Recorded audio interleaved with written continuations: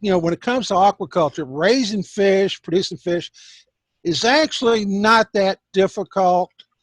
Uh, it's the difficulty comes is when I have a fish that's marketable size. What do I do with it? That's always been a issue with our fish farmers, is how I go about selling this.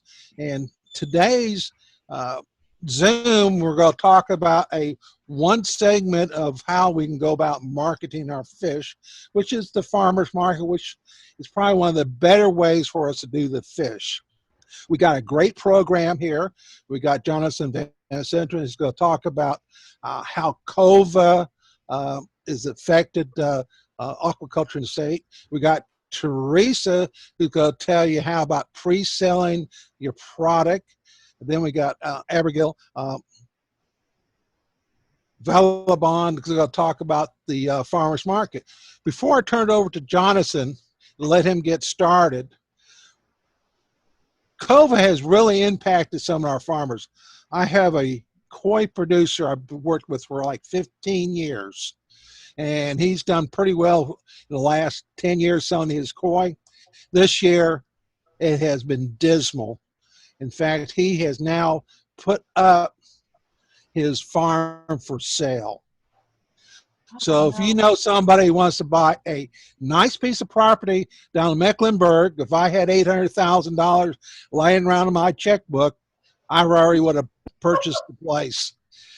You got 20 ponds, greenhouses, a nice middle building with a upstairs apartment, a fantastic place down there near Lake Chesna and Bug Island. And it's a good little place down there, Bug Island. So anyway, unfortunately, COVID has impacted him. When I talked to him last, he only had one sale, and he usually has 8 or 9. He's usually finished by now. So Jonathan, I'm going to turn it over to you to talk about the impact. Program's yours. All right, great. Thank you, David, and thank you everyone for participating today. As David mentioned in the introduction, I'm going to cover briefly the impacts of COVID-19 on U.S. aquaculture and aquaponics. The results that I'll be sharing with you today are from quarter 1 of an ongoing study.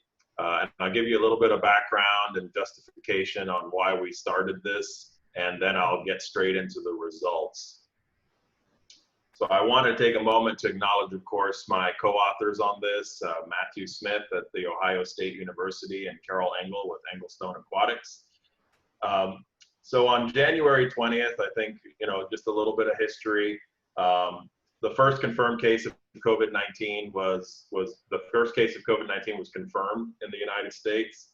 On March 11th, the World Health Organization declared a global pandemic. And on March 13th, the United States declared a national emergency in response to COVID-19. This meant the closure of non-essential businesses and social distancing measures being implemented. And agriculture, including aquaculture and aquaponics, were clarified by the Department of Homeland Security as essential services, essential industries, so they were allowed to continue to operate. However, they were not immune from the effects of the shutdowns that affected other segments of the economy, and that's what we'll talk about a little bit. So really what prompted this survey, this study to take place was some extension communications with producers. So I do have an extension appointment. Matthew Smith is the director of extension at The Ohio State.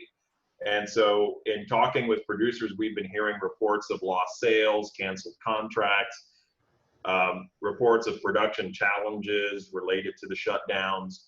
And so at that point, Matthew Smith actually proposed that we look at an assessment of the impacts of COVID-19 on the aquaculture industry. So we formed a collaborative team between Virginia Tech, The Ohio State, and Engelstone Aquatics, and of course with very strong support from industry associations and individual producers, who of course we thank them for their support. Without their help, we wouldn't have been able to do this. And so that's what prompted this study that's now underway. I should say the study, when it was launched, was not funded. It has since been funded with some support from National Sea Grant and NIMS, who have been using the data that we've been generating in some of their decision making. So the data collection happened through a survey, an online survey through Qualtrics. Of course, because of COVID, we can't do any in-person survey activities. So we had to transition completely to working remotely. And so Qualtrics allowed us to do that. There was no specified sampling protocol, obviously because of the time constraint here and trying to get something out the door as quickly as possible. We distributed the survey as widely as possible as we could, and respondents then self-selected for participation. Now that's important because it means that there may be some bias in our respondents. We may have gotten respondents that were more affected by COVID-19 that felt more compelled to respond to such a survey than those that were less affected. So I just want to clarify that up front. Although I think given some of the impacts that we did observe from the data, that it's quite likely that even those that didn't respond are experiencing similar challenges.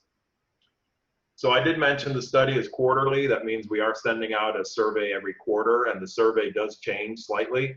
We do incorporate new information. For example, Q2 survey that just closed, and we're working up the first set of results now, did ask about some of the measures that the government implemented in response to COVID-19, so some of the small business loans and things of that nature. But for Q1, we had 652 total participants. Of that, 537 responses were sufficiently complete for allowing further analysis. So that's what we were able to use for the results that you're about to see.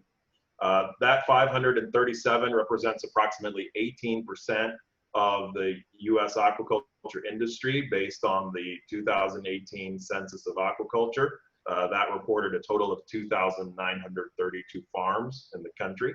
So we got about an 18%, I wouldn't call it a response rate, but that's as close of a response rate as we can calculate. So I want to cover first just kind of some characteristics. Who were our respondents, just to give you some background. You can see here from this chart that primarily the mollusk industry is well represented. 41% of our 537 were mollusk producers. Then followed by food fish, and then other. Other was an interesting group. We had some reptiles, we had some other types of fish, some marine finfish that were represented there. Then ornamentals, aquaponics, sport fish, allied businesses, crustaceans, and the rest were 1% or fewer in response. So in terms of scales of production, because scale does matter, we had a few folks, 12%, that did not want to disclose their scale. But you can see here that 22% of the respondents were quite large scale, over $1 million in annual sales, followed by a tie between the 100,000 to 250,000 and 250,000 to 500,000 categories. So that's kind of just to give you an overview of the scale. This is pre-COVID, so this is what their typical annual sales would have looked like before the COVID pandemic. And then, of course, very important in seafood is the primary marketing channel. So some of the talks later today, we'll talk a little bit about farmers markets. And so we did ask respondents about their primary marketing channels. You can see that 18% of them did sell direct to consumer before the COVID pandemic started. And then a large portion of them sold to distributors with processors, and then also some direct sales to restaurants. Other was an interesting category here too. There were some unique things there that I can't get into without disclosing too much information. So we're just gonna leave it at other. And where were these farms located? So again, this survey was confidential. We didn't record exact locations of respondents. We did ask them to identify the region, the USDA defined aquaculture region that they belong to. And so this shows you where the respondents came from and which region they belong.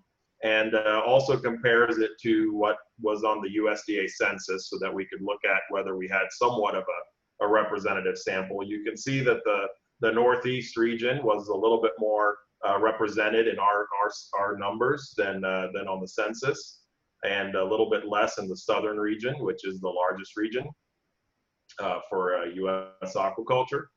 So, but the others tracked fairly closely. The western region and the north central and the tropical, subtropical tracked fairly closely with what was on the census as well.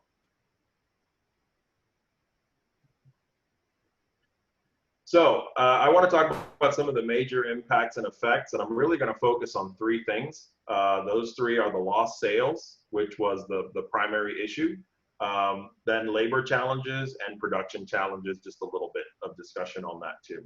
So I do want to say that, you know, one of the things with seafood in the United States is that a lot of it is purchased outside of the home. So in restaurants, a lot of the spending happens in restaurants or food service establishments.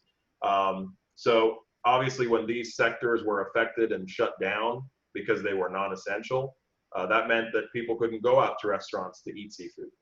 So that very clearly had an impact on the aquaculture industry, and that's what we'll talk about with lost sales.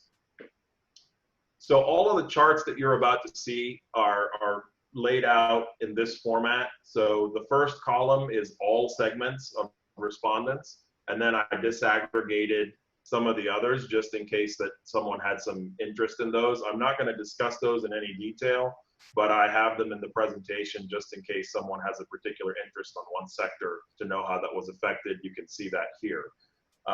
When we asked respondents to look at lost sales and canceled contracts for Q1, we saw that 84% had reported lost domestic sales. And 80% of them had private contracts that had been canceled in Q1 due to COVID-19. We didn't have many respondents that had government contracts, but even with those that did, 9% said that they had, 9% of all respondents said that they had a government contract canceled. And 25% of respondents also had lost sales to export markets. Now, again, that's just across all of the respondent categories. As you see on the table, that did vary by different sector. But in the interest of time, I won't dig into all of that. So, of course, important is not just that you had lost sales, but also what value were those sales. So we asked respondents to kind of categorize in terms of these brackets what value of lost sales they had experienced in Q1. As you can see, there was a little bit of non-response, and there was also about 20% of respondents that said that they couldn't estimate the value of lost sales at that time when they completed the survey. But the biggest categories were actually the $10,000 to $25,000 range and the $25,000 to $50,000 range at 13% each, followed by the $100,000 to $250,000 range of lost sales for Q1. And again, variability here across the different sectors, having to do primarily with the size of each of those sectors and the scale at which they operate. Catfish obviously is the largest sector of U.S. aquaculture, followed by trout. So you can see there that you know, the lost sales values tended to be towards the higher end, as opposed to some of the other sectors that are somewhat smaller that maybe had some of the more medium or lower end lost sales.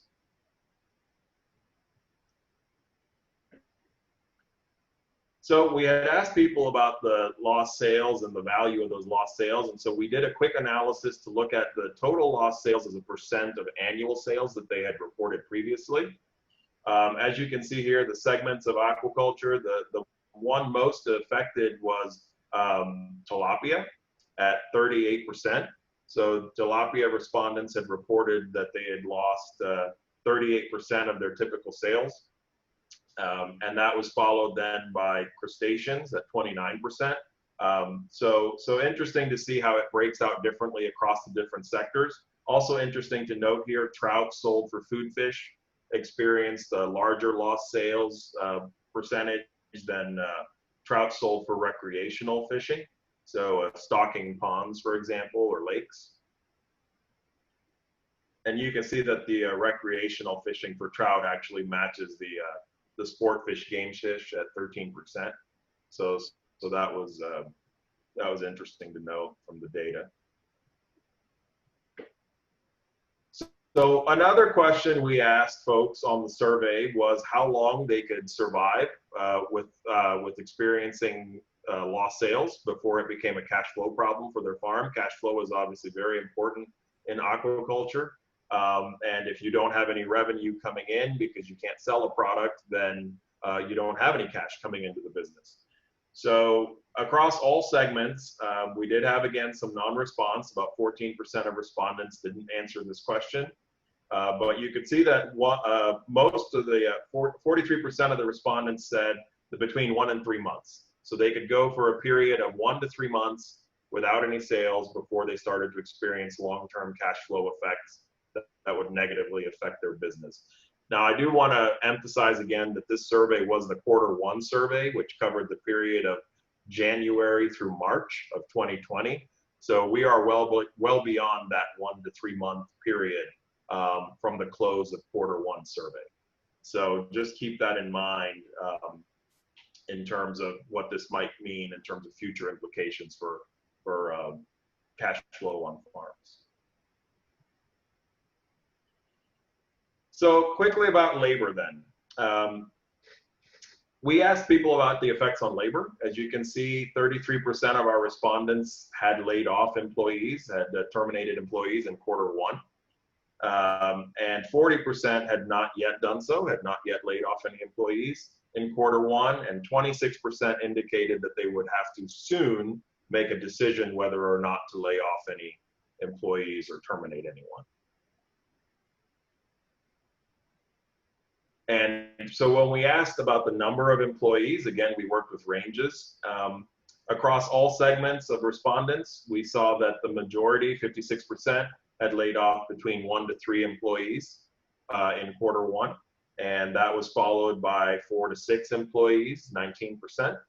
Again, that did vary by sector. If you look across the table, you'll see that some of the other segments of aquaculture, those percentages worked out differently. But there were some instances where businesses, very large businesses, had laid off over 20 employees. In one case, there was actually over 100 employees that had been terminated in one instance. So we asked folks that responded to this and had said that they would soon have to lay off employees, soon have to make a decision, how long that would be, how long before they had to make that decision. And so you can see here that, again, the majority of across all segments of respondents said that it would be between 1 and 3 weeks. So between 1 and 3 weeks, they would have to make a decision on laying off or terminating additional employees. And again, just as a reminder, this is Q1, so this was quite a while ago in terms of when 1 to 3 weeks would have elapsed. So the last thing I want to talk about quickly is the production challenges. These, of course, varied by sector of aquaculture. You know, across all segments, when we just grouped everybody together in aggregate, we had 43% of respondents tell us that they were having problems with production inputs. So getting feed, chemicals, any supplies that they needed to run the farm. We had 32% tell us that they were having challenges with services, so repair, construction services, consultants, engineers, things of that nature, that they were having issues with obtaining those, which again, if those were non-essential businesses, they were closed. 29% of respondents had challenges with financial services, that they were not able to access those. And other was a variety of different complex things. So we ended up just grouping it as other. And then we did have some respondents that could not identify at the time of Q1 any specific challenges that they were experiencing and group those into any of these categories. I will say that, you know, this also suggests that there will be longer term effects for U.S. aquaculture. Obviously, if production is being affected in Q1, if you think about the time of year and the seasonality of aquaculture products, right? Q1 is just before things start to ramp up in the spring, when sales usually pick up for most segments of U.S. aquaculture in Q2. And so, people that are affected early on, those effects linger on throughout the business. And so I suspect that we'll see the Q2 results show that, as well as maybe even further out. So just some quick conclusions before I'm willing to take any questions if we have time for that. Obviously, because of the varied nature of U.S. aquaculture, it is a very diverse industry. There were a variety of very specific challenges impacting the industry as a result of the COVID-19 pandemic. But broadly summarized, we group those into these three topics that I talked about. The disruption of traditional marketing channels resulting in lost revenue from lost sales, the effects on labor, and challenges with inputs, goods, and services that are primarily provided by the other sectors of the U.S. economy that were also affected. I did want to point out that 13% of Q1 survey respondents had indicated that their farm or business would not survive for 3 months without any kind of external intervention. And when we asked if that period were prolonged to 6 months, we had 32% of respondents say that they would not survive without any external intervention. And I think, like I said just previously, the findings of the Q1 survey confirm that we do need to carry forward with this assessment for the duration of 2020 so that we can track the effects quarterly and how the industry is responding. And also that the results really suggest that there will be longer term economic effects for the industry, even for those that do survive because of the challenges that were presented now during the pandemic. If anyone would like any additional information, there are a series of fact sheets that are on our website that you can access, and they go into those disaggregated reports that you saw for each of those different sectors. There's also an editorial that we published, and there is a journal manuscript that has been submitted that hopefully will be published soon, all of them covering the Q1 results, and all of them will be open access available to you. And with that, if there is any time, I'm happy to take any questions, and if not, I'll stick around and maybe I can answer some questions in the chat box. Jonathan, and on your survey, dealing with trout, have you looked at how state regulations has impacted the sales of trout, moving around, inspection, stocking? Because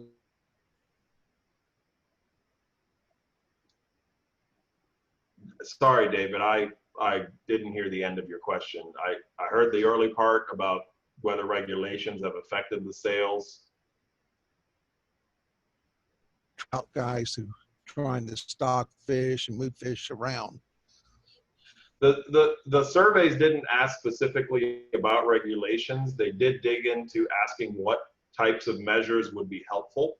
And amongst those options were things like delaying certain fees or state actions that some producers, the respondents did indicate. But we didn't ask specifically about regulations in this survey. It was really just trying to assess the farm level impacts of the pandemic.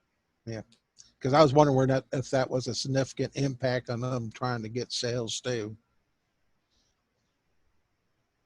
Yeah, I mean, obviously there are regulatory requirements, for the different marketing channels, and so switching a marketing channel is not something that can very easily be done sometimes without having to jump through some of those hoops and go through that process. A Q2 survey actually does ask a little bit about that in terms of whether producers have tried to change their marketing channels and whether they've had any challenges doing that. But like I said, we're in the process of summarizing those results right now, and they'll probably be out next week. Okay. Teresa, I think you can go next. All right, thank you so much. That was sobering news, Jonathan. But one thing is that potentially, since some of the farms could be out of business in 3 months, what I'm going to talk about today may be something that they could do that is low cost, no cost actually, except their time, and so they'd also be able to maybe implement this idea and boost their sales this week if they even wanted to. So I'm just going to go ahead and start this talk. It's on using Google Forms, which is free, to take online orders. And if I hope there are some agents on the line here, I hope maybe you could share this information with some of your farms that are struggling today and give them some hope. The question first is, okay, Google Forms for taking online orders, but is it for a particular person? Well, it could be. What it does is that you can't take online payments with Google Forms, but you can take pre-orders. You will need a Gmail address, but the good thing is that it's free. And it's also very easy to do. I mean, if you can type, you could do this. It's also a new sales growth opportunity. The ability to take the online orders could set you up for more sales. And what we've noticed through the various farmers markets is that farmers markets vendors have actually boosted their sales during COVID up to 3 times as high than last year before COVID, because they started taking online orders. And it didn't necessarily have to be a subscription service they paid for. They may have used just Google Forms to take online orders, or even using the phone to take orders. So doing this concept is actually worth a try, especially if you're struggling right now for ideas. So what we'll learn today is that, one, I will review an example form, what that will look like once you make one and post it either, post it online. And then I'll show you the steps in creating a Google form. And then I'll show you how you can actually access your customer orders in real time. So as soon as they hit submit, you can go to your self-created spreadsheet, and in real time, it'll show you what they ordered, so you can always keep track of your inventory. Okay, step 1, review example form. What you'll do to start is you'll do a Google search, and you'll type in, you'll look at examples of how other farms set it up. So I just type in farm order Google form.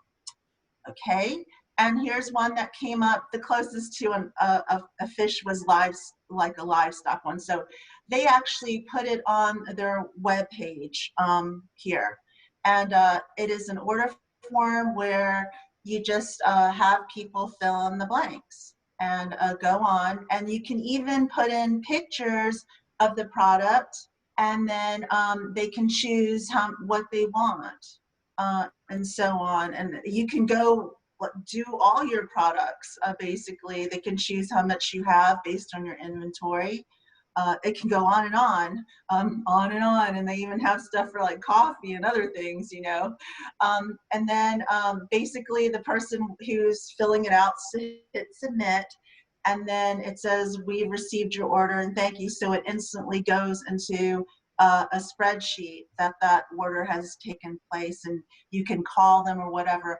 I think actually you should have a more personalized, after someone submits something more personalized than "We've received your order," somehow more caring would be, more caring of a type of statement would be good. And I'll talk about that when we make one. So step 2, now we're on to the next step. See how easy? Creating your Google form. So I just you can go to Google and then type in Google Forms, and then it'll come here, and just click on Google Forms, and you will create your Google form. I selected personal because that one's free. The businesses will cost something. So we always want to do things for free when money is tight. So go to Google Forms, but in this case, you have to have a Google account, because if you don't have one, just click on create an account and make one.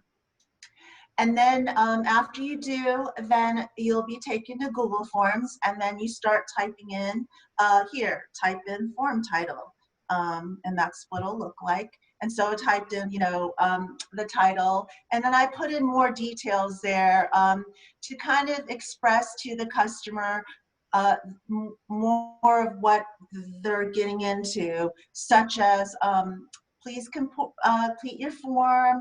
Pre-orders will take at least 24 hours to process, so you're giving your customer a warning that, hey, this isn't instantaneous, I'm a human being.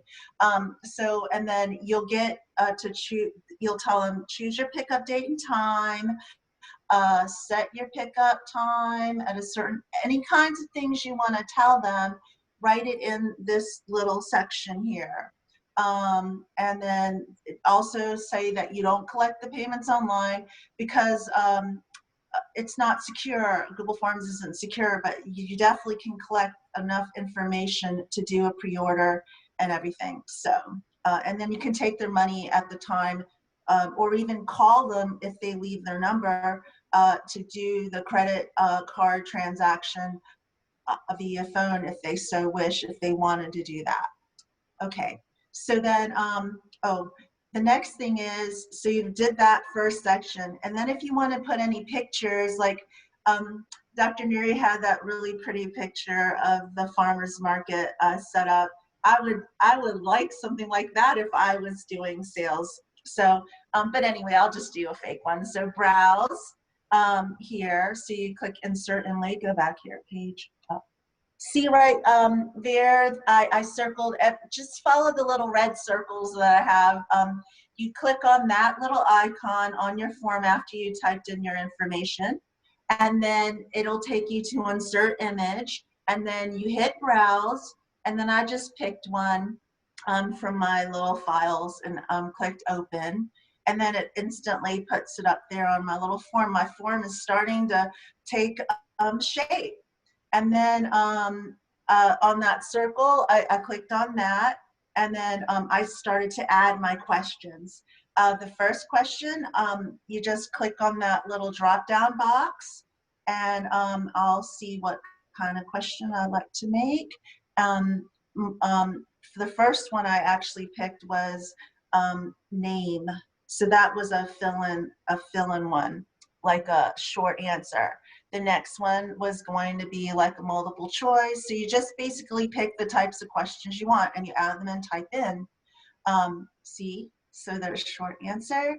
There's one that's multiple choice, and I added in the pickup location, another short answer for phone number, for a paragraph.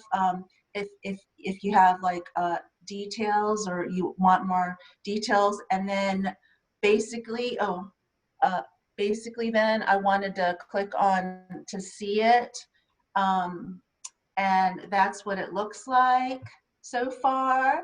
And so I kept on adding different questions. I add a multiple choice question on products. Yours could be about whatever products you have. I'm taking a look at it again. It's looking good. You could just keep adding the questions, but you want to try to make your form as simple that they could make an order, complete an order, in less than 5 minutes, because partly sometimes ordering is an impulse, and so you want it to happen quick, so they're not thinking so much as like ordering and then they're done. So just try to make that transaction as quick. So when they hit the submit button, it right now says your response has been recorded, and I said earlier that it should be more personal. So then I just went ahead and okay, and remember, just follow my little red circles. I wanted to add here, show link to submit another response, the confirmation message. I wanted to type in something different and everything. So I typed in this: your order has been received. We'll prepare your order. When you arrive, please park in the curbside pickup. Thank you so much. We'll see you soon. That's very personal. I click save. And then so now I'm going to test that button, and it says that now, and that's much more personal. Okay, so we created a form, and that was quick, and you can go to this. I'm trying to be quick because we have Abigail coming soon, and I want to make sure we have time. So you can always look at this again and later and take your time. So step 3, accessing the order forms. Now you're in your program still, and I pretended and made some responses there. So I circled there, and then I clicked on the responses, and then I had to, so I then go to the little green cross there and click create spreadsheet. And so create new spreadsheet, and then I typed in the title I want to give it, and then there it is. My little fake orders are already in there and time stamped when they were. So so then you have this, and you can even set it up on your phone so you could always look at it if you so wished. So basically, all a person does is after they do it, then you'll have it working. So what you want to do too is to get a link for this this form, and so you click send back in your framework of your Google Forms, send, and then you get a link. So when you want to send people to the link to order from you, you can post it on your Facebook. You could send it in an email to your customers and let them know that you set this up. So I click on link here, and it'll give me a link. And then I click, it's such a long link, you know, for a Twitter or anything like that, social media.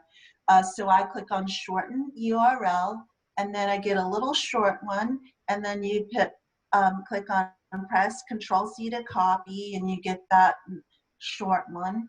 And as far as like embedding it into your, embedding the form into your web page, if you wanted to do that, then you could just embed that code right there. So you would just click on the 2 little pointing pointer things. I don't know what that's called, sorry. And then hit copy and just put that into your embedded into your social media or your web pages and so on. And so I just wanted to make sure that my little link works that I just created. So I click on there and I put it in there to test it. And there it is. So it's working, and you can now, you know, send out your order form to all your customers that you've missed and you need and you can even tell them, you know, this is desperate times, and I was wondering if you'd like to do a pre-order, and we've considered this, and so you could hopefully boost your income immediately.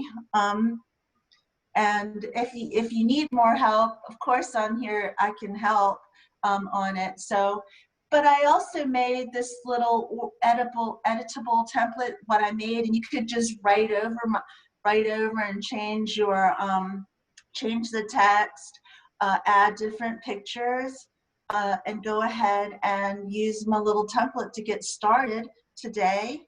And you just, if you were to do that, you'd take my link that I had there, and then you'd make a copy for you to use, and you'd sign into your Google Forms, that your Google account that you had made or you have, and you just, it's now a copy, and you just rewrite over everything, basically. So in summary, you do need a Google email account to use Google Forms.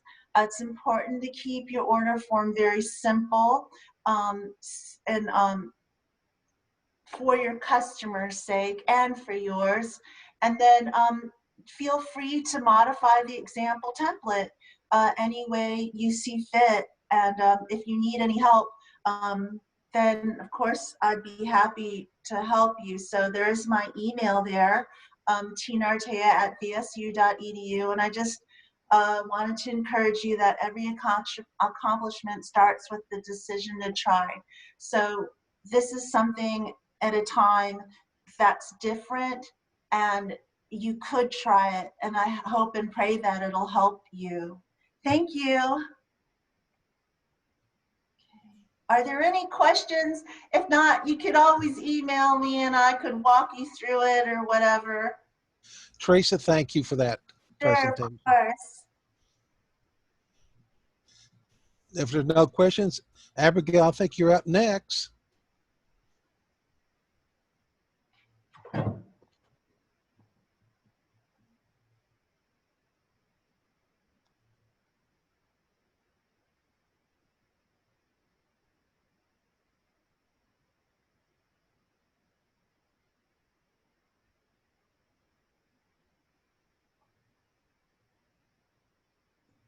Okay, I was muted. I just want to make sure that you can see my screen. It says Zoom. Let me set it up. Can you see my screen? Oops. Can you see my screen? Yes. Okay. Thank you, Jonathan. And thank you all, and thank you, David, for the invitation to speak to you about selling your catch at the farmer's market. My name is Abigail Villalba. I am a foods extension specialist with Virginia Tech. I work here in Hampton, and I am, like I said, a food safety specialist.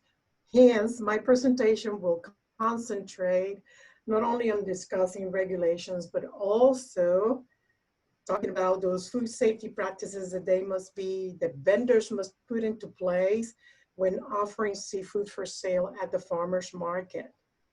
Before I move into my presentation, I need to let you know that there has been a huge increase in farmer's market during the past several years. We used to have like 80 8 years ago. Now we have about 240 farmers market in Virginia, and maybe more, that sells a variety of foods, including fresh fruits and vegetables, meats and seafood, cheese, and many more. Remember that farmers market do help sustain Virginia working farms by keeping the food dollars in the local community and help farmers market farmers stay in business.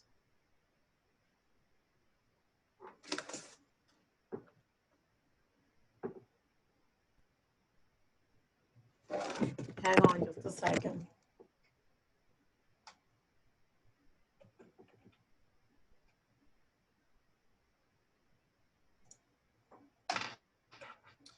So today's presentation, my objectives is to briefly talk a little bit about the seafood industry, give you a few highlights. Then we're gonna move into the application process for selling seafood. Yes, there's an application process. You need to be inspected. You need to be inspected to be able to apply for it. And in addition to that, you need to follow some food safety practices while you're selling your foods at the farmer's market.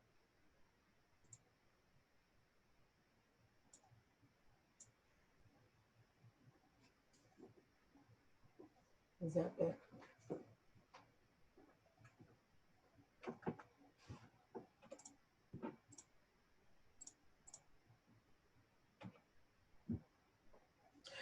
Okay, sorry. Jonathan is helping me out with the remote control that I have here. Talking about Virginia highlights here, seafood industry highlights. Let me tell you that Virginia is the largest seafood producer on the Atlantic coast, is the third largest in the nation. We have a total landings that reach over 384 million pounds with a value to the waterman of $183 million. Our main ports are located in the Reedville area. See the flag, the arrow over there, as well as in the Hampton Roads area, which is right around my corner over here. So indeed, we have our seafood industry is an important industry in the state of Virginia.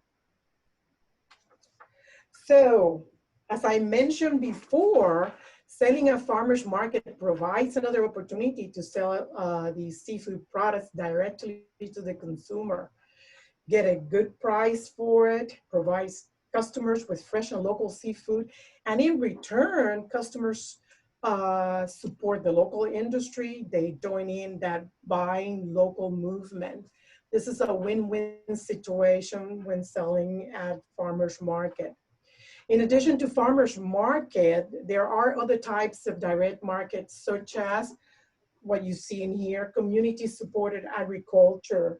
So for seafood, those are the top two, farmers market and community supported agriculture, are usually the best direct markets that you can use for the sale of seafood directly to the consumer. We do not have too many communities CSA selling seafood, but they're beginning to grow. About 5 years ago, we tried to look for those CSAs that were selling seafood, and it was hard to find them. But I know now there are more of those markets here in Virginia. There are more of those in the state of North Carolina too. So in addition to those two, we also have roadside markets, on-farm stores, U-pick operations, and as Teresa was talking about, online and internet access and mail orders have increased at these farmers market because of what is happening with the coronavirus. So because of that, the mail order have increased, and now farmers markets do have resources available in there to show you how to do online sale of your product. Just like what Teresa was doing with Google Forms, some of these farmers market are awesome at providing resources for vendors to take advantage of and sell their products. Now, I want you to realize that most of these foods that we sell, that you see out here in this picture, fall under regulation, a state regulation, and must be inspected. And even though if you're already selling at the farmer's market, you can switch it into an online. If you're new at the farmer's market and you want to sell products at your farmer's market, it is a process that you need to follow. So if you are interested in selling your seafood at the farmer's market, there are a few things that you need to know to get you organized and prepare for doing that. The first thing that you need to do is you need to decide what seafood products you want to sell at the farmer's market. You can sell many kinds of different items. You can sell whole or dressed fish and fillets. You can sell scallop meats. You can sell live oysters, clams, and mussels. You can sell cooked products. You can prepackage your product and sell it and take it to and sell it to the farmer's market. It is important that you decide what you want to sell and how you want to sell it, because when you are applying for the inspection of these products, all that information needs to be included in the form that you're going to apply for. So you need to have all this idea of whether your product is going to be raw, is going to be cooked, if it's going to be cooked, where are you going to do it? Are you going to do it in your kitchen? Are you going to take it to a commercial kitchen and you're going to prepare it over there? You're going to prepackage it, or you're just going to put it in bulk and sell it at the farmer's market? All of that information you need to know before you can actually move on to the next step in here. So the next thing that we ask you to do is to familiarize yourself with the state regulation. Most seafood will fall under these state regulations and must be inspected. You're required to apply and obtain a license from the Virginia Department of Agriculture and Consumer Services. And this will take, it's about 20 some pages. So this takes time. So it's good to have, you prepare, have an idea what you're going to sell. And now you're going to go into the application process. Again, there's two types of licenses. Like I said before, decide where you're gonna sell your product. At the home kitchen, you're gonna prepare it out there. You're gonna use a commercial kitchen. Based on the type of training that, based on the type of product that you're gonna be selling, you may be required to take additional training. So the picture that you have in here is an actual picture of a waterman that is selling, used to sell at the farmer's market. He is doing it at his home. And I think what he did is he took his, the side, you know, one part of the house, the outside, you can use the garage or anything like that, but he retrofitted it so it could be used as a home kitchen for him to prepare the fish. What he's doing right now, he's using, you need to know that you're gonna be using equipment and tools that are cleanable. There's a plastic bucket in there, stainless steel tables in there, and all that information needs to be added to your application, okay? So the next thing that you need to do is to select a farmer's market. So how do you do that? How do you select a farmer's market? So it's just as easy as Googling Virginia farmer's market, and you get, you know, for the most part, you get those, you're gonna get those three websites that I have here on my screen. You will see that the Virginia Department of Agriculture has information about farmers market. You have another association. I looked at this Virginia Farmers Market Association in here, and I thought it has a lot of resources over here if you decide to join in and become a vendor at a farmer's market. Let me see if I can click on one of those. Let me see in here. I'm clicking on, can you see the Virginia Department of Agriculture? No, I think you need to drag it to the other screen, Abigail. Let me see, how can I drag that? I'm trying to drag it. Okay, area.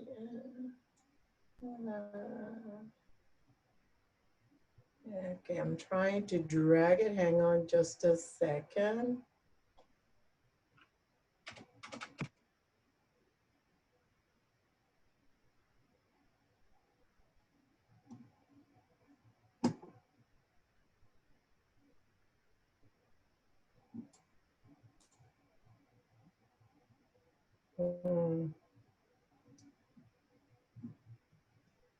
It doesn't drag, it's going the wrong way. Okay, it is okay, not a problem. I don't want to take too much time in here. So when you click on this Virginia Department of Agriculture and Consumer Services, these are very good, user-friendly, interactive sites.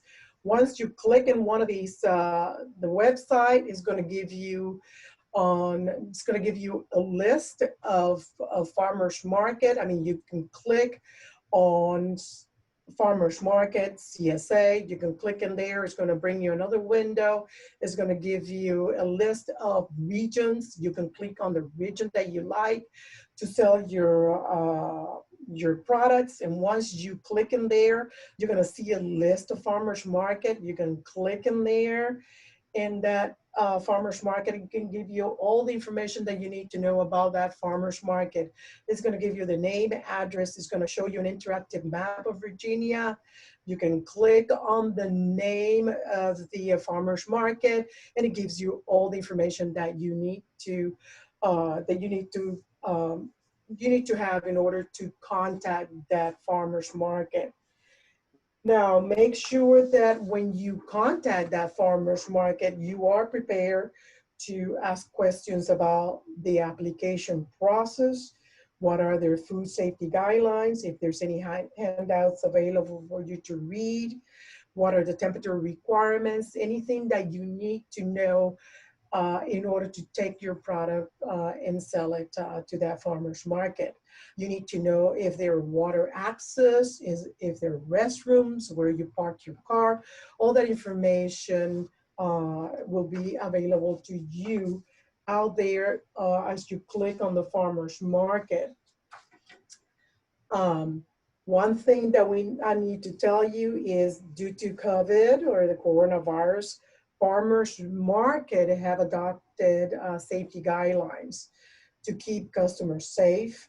So in addition to having these walk-through markets to buy your products, farmer markets are offering online ordering, drive-through, curbside pickup, and to-go orders. So this is, a lot of them are selling their products that way. So it will help you to start getting familiar with what Teresa was showing you, how to put your products out there in Google Forms or some sort of online application that you can sell your products. They are available out there. Now, so now you know what you're going to be selling. You have been inspected by VDAX, and you have selected the farmer's market that you are going to be selling your products. You have talked to them, you have filled out their application. Now let's talk about those food safety rules for vendors that you must follow when you are transporting, displaying seafood at the farmer's market. You know, you cannot get away without these food safety practices, I'm sorry to tell you.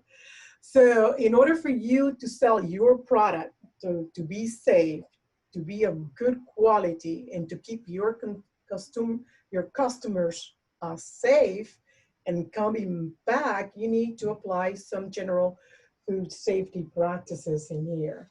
Very simple. You need to keep your foods cold, and the temperature in there will be, of course, 41 or below. If you are bringing in products, and there are all you can use coolers, ice, gel packs, whatever you need to keep those products cold.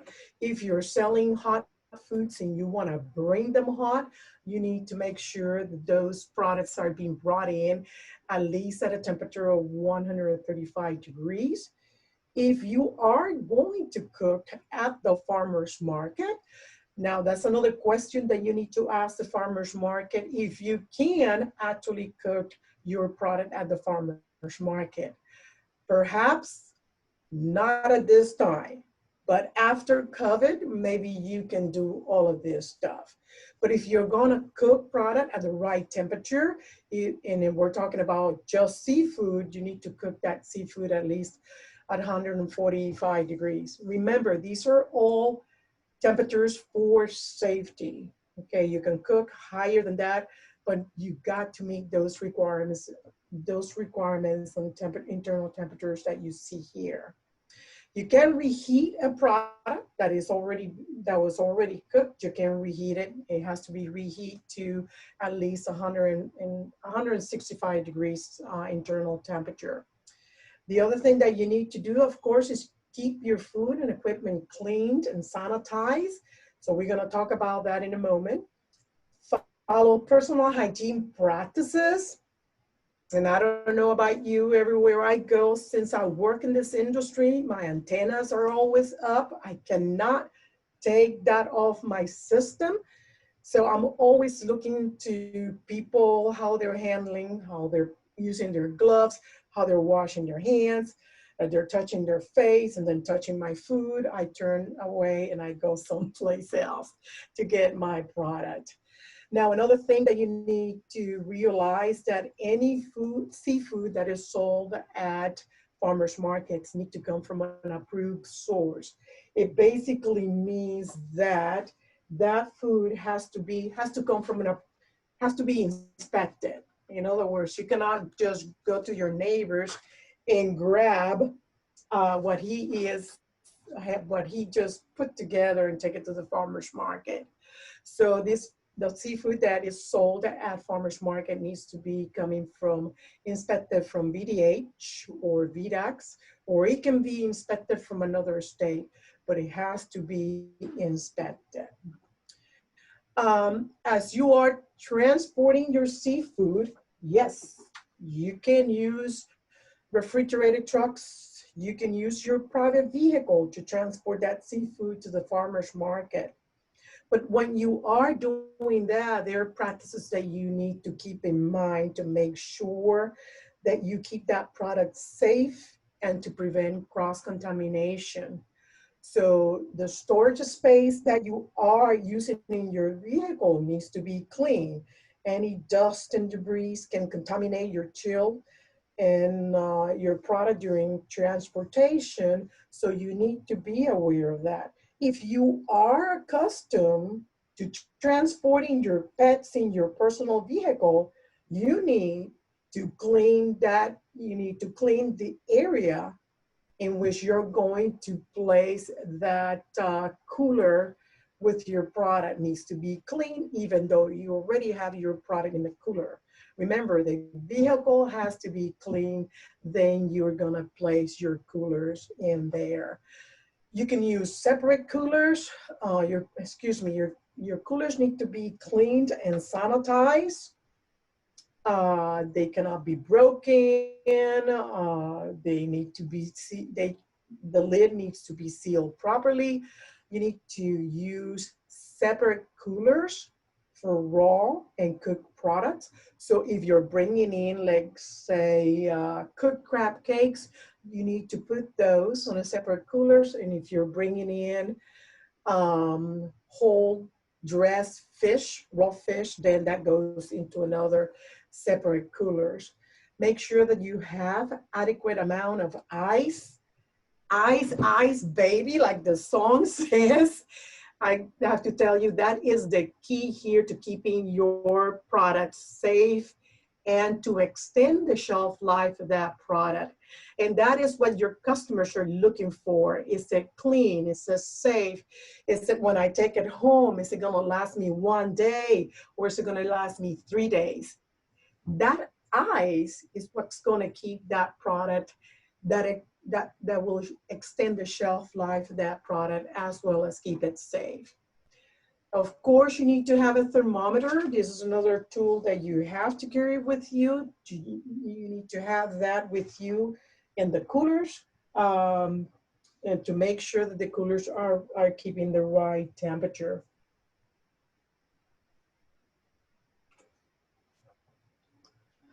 When you are at the market, now you need to make sure that you come to the farmer's market with the equipment and the tools that you need to sell your product to the public and prevent cross-contaminations. Keep in mind that people are looking at everything that you do, everything that you touch, how you handle that product. And like me, have their antennas up all the time when you are buying any kinds of food, just not seafood. So make sure that you use food grade containers. This picture is the good picture that shows that the person has containers, plastic containers, plenty of ice. Everything is covered, so it prevents the seafood from getting dust or flies or wandering fingers from customers, kids, dogs smelling your food, etc. So this is a good display of what you should have out there at the market. Use food grade bags if you're going to be selling your product. If you're selling, please don't use any grocery bags or trash bags.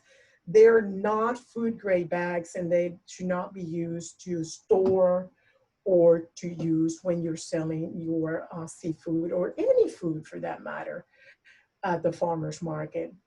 Make sure that you have plenty of ice, coolers with ice. Remember, you keep your opening and closing that coolers throughout the day. And right now, as you know, we're having this heat wave that even Tropical Abigail, can't even handle. So you can imagine 1 hour of your product sitting out there at these high temperatures. So make sure that you keep your product on ice at all times. If you cannot keep it in the cooler, make sure that you display it in a bed of ice. If you're going to be weighing product, you need to have a certified scale signs letting the public know what you're selling, you know, price, a little bit about you, who are you, where you're located, all that information customers wants to know. You want them coming back for more, any kind of information that you can provide them about your operation, about your farm, where you harvest this food, the seafood is good. They will appreciate that. This is another picture in here when you're selling your of a display and selling at the farmer's market. So again, keep in mind that during the display, you're going to have everything is heavily iced, cover, you have tongues in there, so you're not really handling the food by hand. Now in Virginia, there is a regulation that you cannot handle cooked product with your bare hands. Okay, keep that in mind. So they want you to use gloves, use tongues, use a tissue paper or something to put a barrier between your bare hands and that cooked product. So again, you see the domes in here being used to protect the foods from the elements. Let me see if I have another picture in here. There's another picture that shows a lot of different kinds of products. And here you can see that there is cooked product. You can see cooked crab claws. You can see cooked crabs.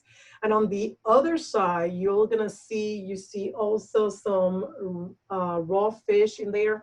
At the bottom of the picture, you're gonna see some bags of oysters in there. So this is important that when we display this product, we do it in a manner to prevent cross-contamination, and a new term that is called cross-contact. And let me explain that. So to prevent cross-contamination, this picture shows you that you're keeping the raw fish completely separated from the cooked product. And everything is completely separated from the oysters. So the oysters are on one side, the cooked product is on another side, and actually the raw fish are in a completely separate container in there. So this is important for you to prevent cross-contamination from raw to cooked product. It's the same thing that you see at the grocery store when you go to the seafood counter. You know, like me, I don't know if you're like me, I go over there and try to make sure that when they're handling my cooked product, if I buy a cooked seafood, they don't, you know, they are careful not to go from handling one raw to a cook without changing gloves or making sure that they use tongues or some sort of barrier between their bare hands. So since oysters in the shell are considered raw, ready-to-eat products, and to prevent cross-contamination, we need to keep them away and completely separated from everything else. So they are here in the corner, completely separated from everything else, even though they're raw, they're ready to eat. So I cannot cross-contaminate that product with, for example, this other cooked product over here that I have, which is crab, that I have crab legs and whole crabs already cooked. So this is the tricky part on here, and these are things that the inspectors are gonna be looking at when you display your product at the farmer's market, to make sure that when you display it, there's no issue or cross-contamination or cross-contact. Cross-contact relates to making sure that I don't have fish and shellfish touching each other. And that deals with allergens. You know, we have 8 major allergens, and shellfish, crustacean shellfish, and fish are 2 major allergens, meaning that somebody can be allergic to shellfish and not to fish. So when we display the products, we need to make sure that they're not touching each other. By the way, I am allergic to shellfish. That happens when you start getting old.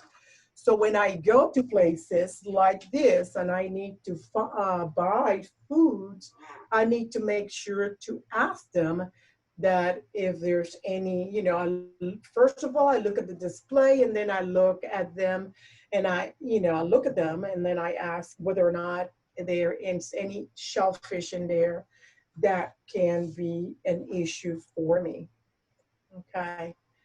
Now, one thing that you need to realize that if you want to sell prepackaged products, and some people like to do that. For example, they like to prepare, let's say, smoked seafood or crab cakes or soups and things like that, and they want to prepackage the product at home or at their commercial kitchen. Realize that when you do this, then you're required to put a label in there. And the label will require information such as the name of the product, their net weight, and the name and address of the processor.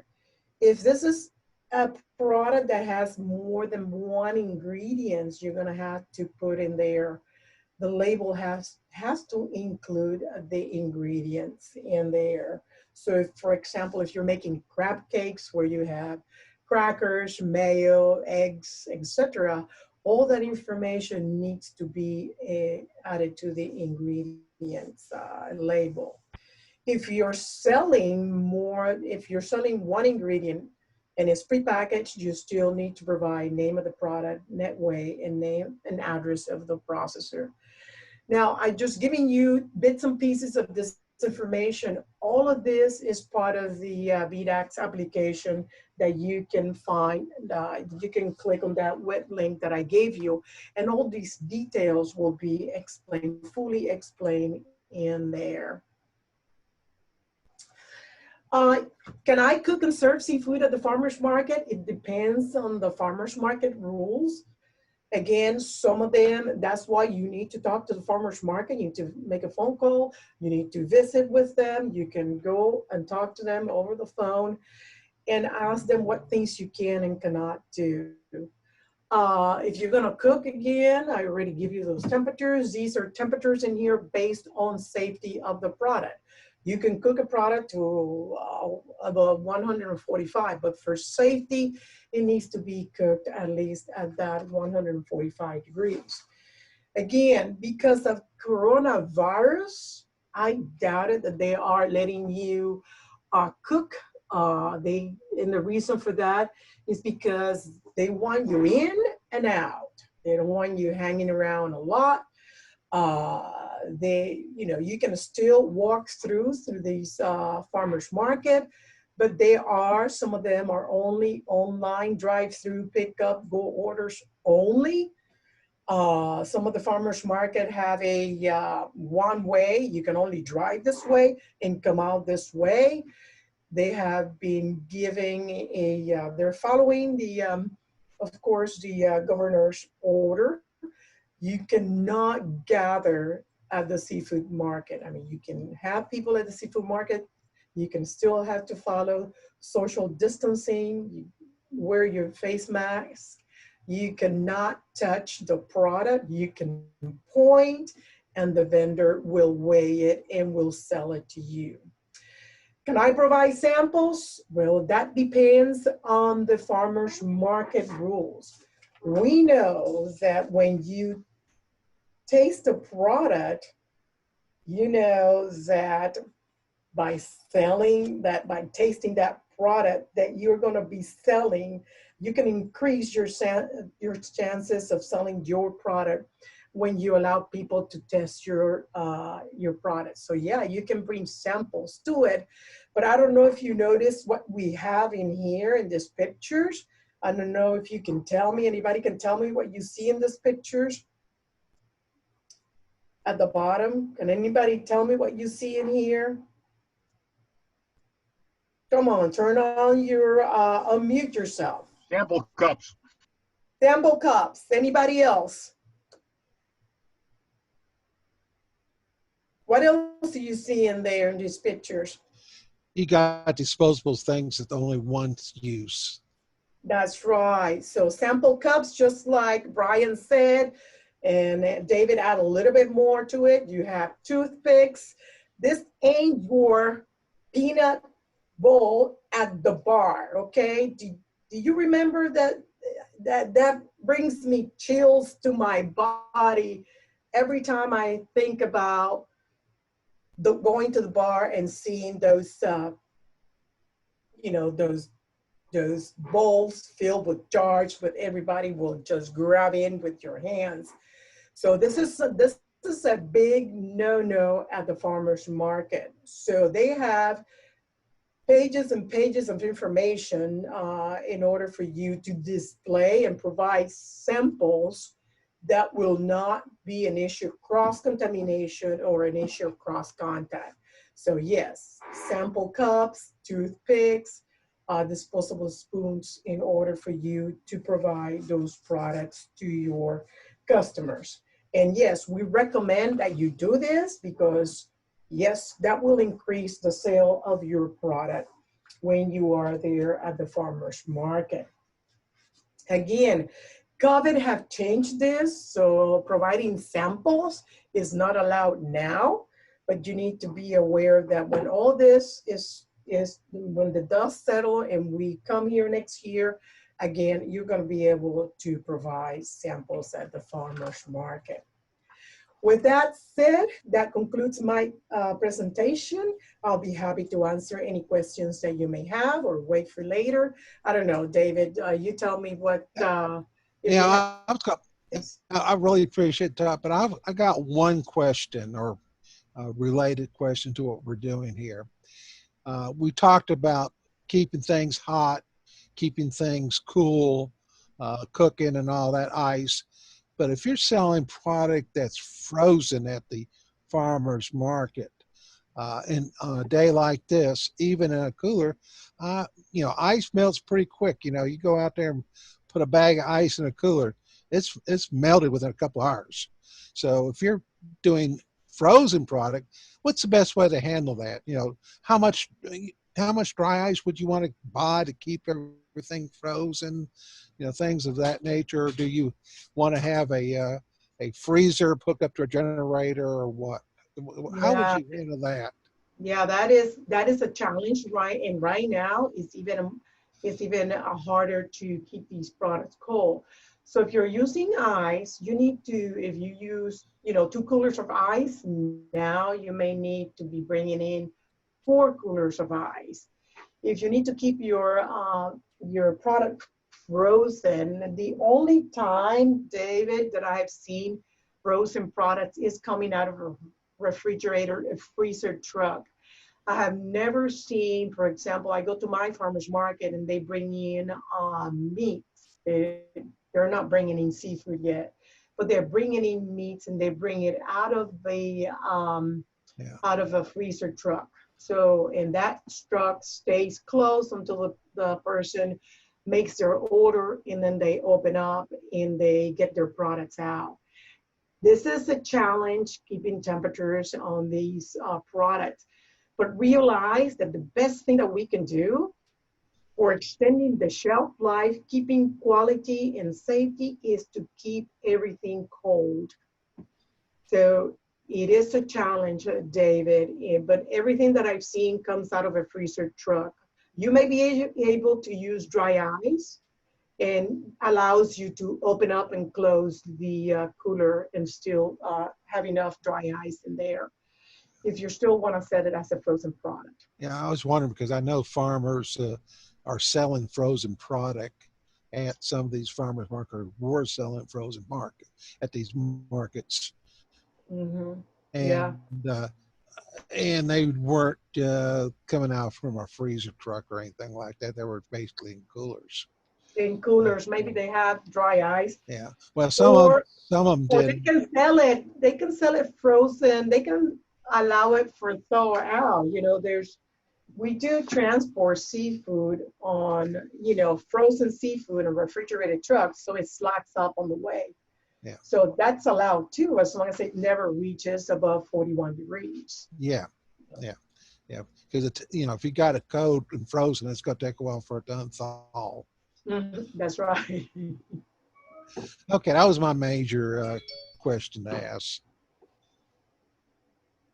Other than that, I think everybody done a great job. I wish this is something that every fish farmer that's in the business of raising fish. Should have came and looked at today, but everybody's busy. Everybody's trying to do something. But at least it's recorded, and we can get it out to everybody whenever they get a chance to want to view this information. Again, this is all great information, and everybody needs to look at it. Again, thank you, Jonathan. Thank you, Teresa. Thank you, Abigail, for doing this for us. You're You're welcome. welcome. You're welcome, Brian. Thanks for having me.